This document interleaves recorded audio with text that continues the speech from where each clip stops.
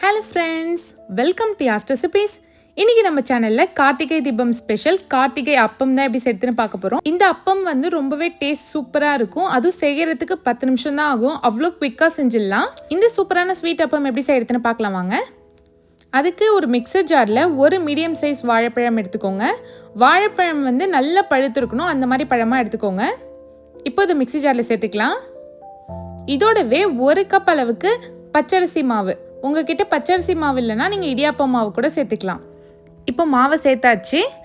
Next நம்ம எந்த கப்பில் அரிசி மாவு எடுத்தோமோ அதில் 3/4 கப் அளவுக்கு வெல்லம் சேர்த்துக்கலாம். நான் பொடி பண்ண வெல்லம் எடுத்திருக்கேன். உங்களுக்கு வெல்லமில் மண் இருக்குன்னு தோணுச்சுன்னா நீங்கள் அதை தண்ணியில் கொதிக்க வச்சு வடிகட்டி சேர்த்துக்கலாம். இப்போ இதில் 2 ஏலக்காய் சேர்த்துக்கோங்க. இப்போ இது கூடவே 1 ஸ்பூன் அளவுக்கு தேங்காய் சேர்த்துக்கோங்க. நான் தேங்காய் கட் பண்ணி சேர்த்துருக்கேன். நீங்கள் துருக்கின தேங்காய் கூட சேர்த்துக்கலாம்.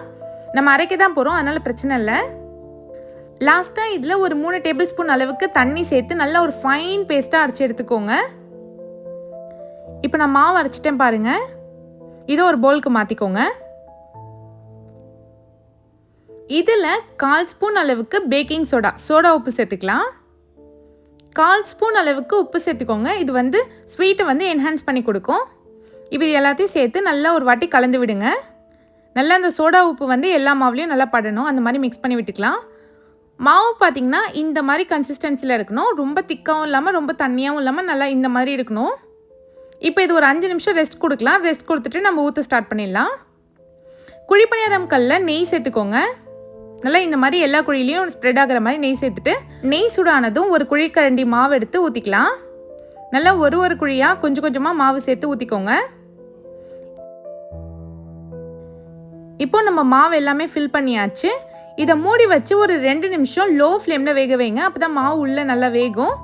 2 நிமிஷத்துக்கு அப்புறம் ஓப்பன் பண்ணி பார்த்தீங்கன்னா நல்லா ஒரு சைடு வெந்துருச்சு. இப்போ இதை திருப்பி போட்டுக்கலாம். நல்லா பொறுமையாக திருப்பி போட்டுக்கோங்க. இப்போ எல்லா பணியாரத்தையும் திருப்பி போட்டாச்சு.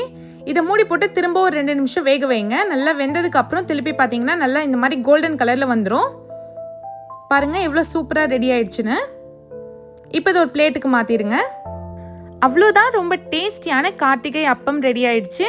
இதோட டேஸ்ட் பார்த்தீங்கன்னா ரொம்பவே சூப்பராக இருக்கும். நம்மளுக்கு சாப்பிட்றப்போ ரொம்ப சாஃப்டாக நல்லா பஞ்சு போல் இருக்கும். ஏன்னா நம்ம அரிசி மாவு சேர்த்ததுனால அது ரொம்ப சாஃப்டாக இருக்கும் நமக்கு. நீங்களும் கண்டிப்பாக இந்த கார்த்திகை தீபத்துக்கு இந்த ரெசிபியை ட்ரை பண்ணிவிட்டு எப்படி இருந்துச்சுன்னு கமெண்ட் பண்ணுங்கள். இந்த வீடியோ உங்களுக்கு பிடிச்சிருந்தா மறக்காமல் நம்ம சேனலை சப்ஸ்கிரைப் பண்ணிவிடுங்க.